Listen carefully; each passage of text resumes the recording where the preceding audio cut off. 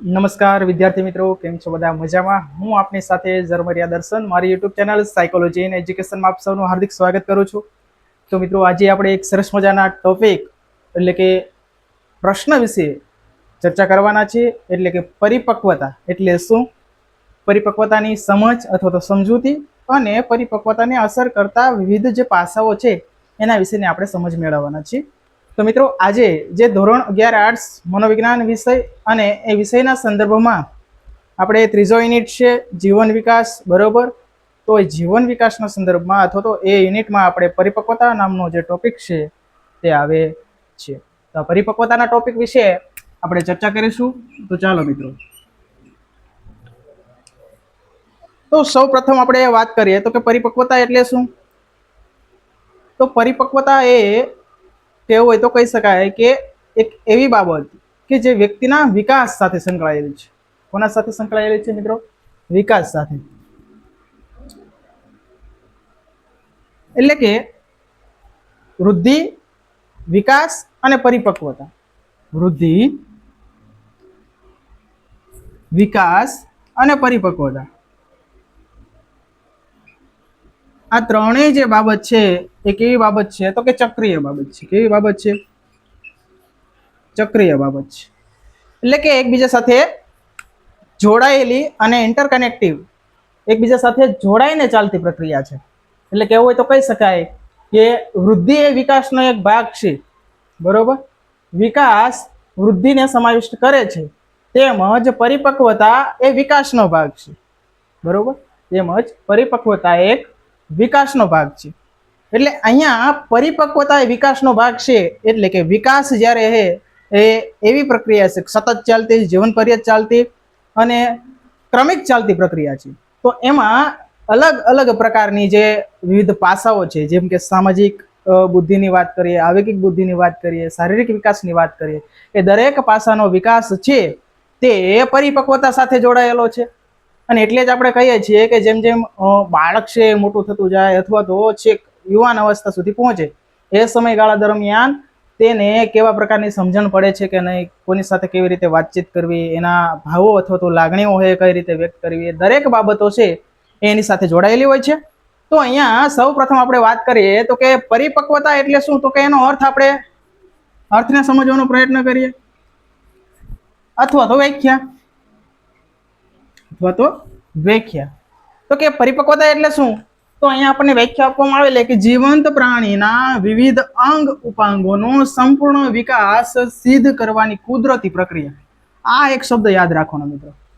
કેવી પ્રક્રિયા? તો કે સંપૂર્ણ પ્રાણીના અંગ ઉપાંગોના જે વિકાસ થાય એ અંગ ઉપાંગો છે, માની લો કે હાથ હોય, પગ હોય, બરોબર, પછી જીભ છે, વગેરે અંગ ઉપાંગો છે. તો એના જે કાર્ય કૌશલ્યો, આપણે વાત કરીએ કાર્ય કૌશલ્યની, કાર્ય કૌશલ્ય. તો આ કાર્ય કૌશલ્યોની વાત જ્યારે કરીએ તો એ કાર્ય કૌશલ્યોને થકી છે અથવા તો હાથ છે, તો હાથની પકડ માટે નાનું બાળક હોય તો કોઈ વસ્તુ પકડવા માટે સક્ષમ બને છે ક્યારે? જ્યારે એના અંગ ઉપાંગો છે એટલા કાર્યક્ષમ બની જશે કે ના એ વસ્તુ ઉંચકી શકશે, પકડી શકશે. એ સમયગાળામાં અથવા તો એ ઉંમરે અથવા તો અમુક ઉંમરે છે એ પ્રકારની સક્ષમતા આવવી, બરોબર, કાર્યક્ષમતા આવી, એવા પ્રકારનું કૌશલ્ય છે એ હાસિલ કરવું, તો અને તો જ તેને પરિપક્વતા કહી શકાય, બરોબર મિત્રો. તો અને તો જ એને આપણે પરિપક્વતા કહી શકાય. અહીંયા વિકાસ સિદ્ધ કરવાની કેવી વાત કરીએ? વિકાસ સિદ્ધ કરવાની એટલે કે હાંસલ કરવાની. મેં એમ વાત કરી કે ભાઈ એ બાળક છે કોઈ વસ્તુ એ પકડતા શીખે, બરોબર, અને પછી તો એ વિકાસ સિદ્ધ કરવાની કેવી પ્રક્રિયા? તો કુદરતી પ્રક્રિયા. હવે આ છે ડાયરેક્ટ આપણે કેવું હોય તો કે ભાઈ 6 માસનું અથવા તો 1 વર્ષનું બાળક હોય ને એ પ્રક્રિયા શીખી જાય, તો એવું બનતું હોતું નથી. જ્યારે એનો સમય હશે કે 2 વર્ષે હોય, 2.5 વર્ષે, 3 વર્ષે, એ પ્રક્રિયા, બરોબર, એ સમયગાળા દરમિયાન જ એ વસ્તુ છે એ સિદ્ધ કરી શકતો હોય છે. એટલે કેવું હોય તો કહી શકાય કે એક કુદરતી પ્રક્રિયા છે, બરોબર. એમાં આપણે કોઈ પણ પ્રકારનું હસ્તપ્રયોજન કરી શકતા નથી, દખલઅંદાજી કરી શકતા નથી, અને બાળક છે ઝડપથી અને જલ્દીથી શીખી શકતા હોતા નથી. આ સાથે જ આપણે જ્યારે વાત કરીએ તો જેમ વાત કરી તેમ કે ભાઈ પરિપક્વતા એ કેવી બાબત છે, તો કે પરિપક્વતા એક વિકાસનો જ એક ભાગ સૂચવે છે. શું સૂચવે છે? વિકાસનો જ એક ભાગ સૂચવે છે. એટલે કહેવું હોય તો કહી શકાય કે પરિપક્વતા એક વિકાસનો ભાગ છે, બરોબર. એટલે કે એકબીજા સાથે જોડાયેલી છે. વિકાસની અંદર છે પરિપક્વતા સમાવિષ્ટ થયેલી જોવા મળે છે. અહીંયા આપણને એ બાબત કીધેલી કે સ્પષ્ટતા કરેલી છે કે શું, તો કે પરિપક્વતા કોને કહી શકાય? જે સમયે કે ઉંમરે જે તે કાર્ય કરવા માટેની ક્ષમતા કેળવે. બરાબર. નાના બાળકની આપણે વાત કરીએ એવી જ રીતે તરુણ હોય તો, અથવા તો 2, 3, 4, 3 વર્ષનું બાળક થાય તો અમુક શબ્દો, અક્ષરો, બરોબર, 2.5 વર્ષનું બાળક થાય તો એ સમય દરમિયાન બાળક છે એ એકાક્ષરી અથવા તો બબે જે અક્ષરી હે શબ્દો હે બોલતા શીખી જતું હોય.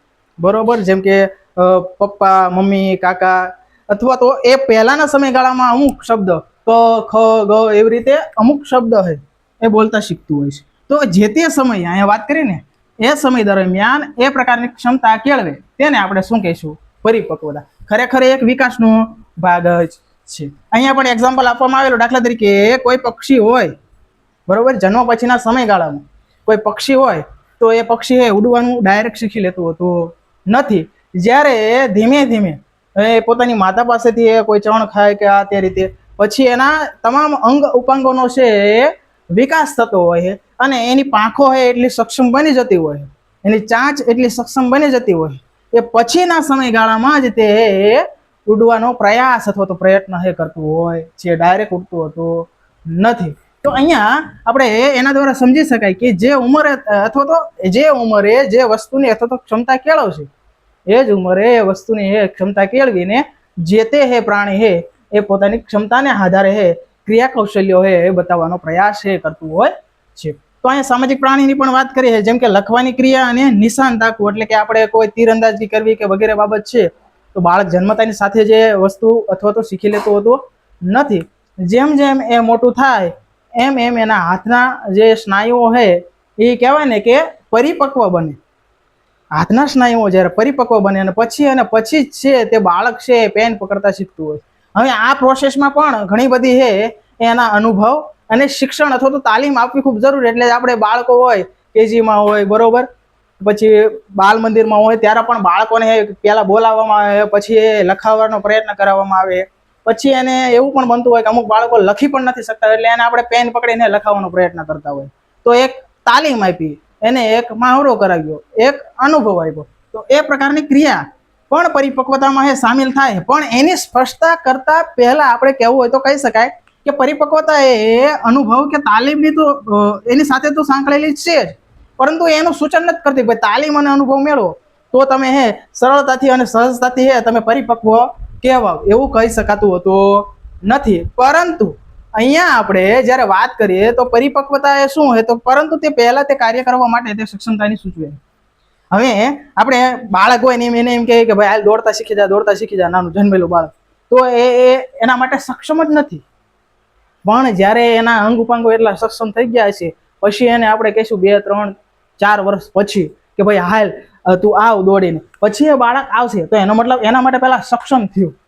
પછી એને આપણે તાલીમ અથવા તો અનુભવ એને થયો હોય છે ધીમો પહેલા ધીમે આપણે કહેવાય ને કે ઘૂંટણ ભરી ચાલતું હોય છે, પછી હાથેથી ચાલતું હશે કે વગેરે એ ક્રિયા થકી ચાલતા શીખવું હોય છે ધીમે ધીમે. પણ ત્યાર પછીના સમયગાળામાં આપણે એને ચોક્કસ તાલીમ આપતા હોય. માની લો કે એને પછી અમે કોઈ રનિંગમાં એને સ્પર્ધામાં ભાગ લેવો હોય તો એને તાલીમ આપશું કે ભાઈ હાલો ભાઈ તું આટલું પહેલા દોડ, પછી 50 મીટર દોડ, 100 મીટર દોડ, 200 મીટર દોડ. એને એક તાલીમ આપશું. પણ તાલીમ ક્યારે આપી શકશું? જ્યારે એના સ્નાયુઓ એટલા સક્ષમ હશે તો.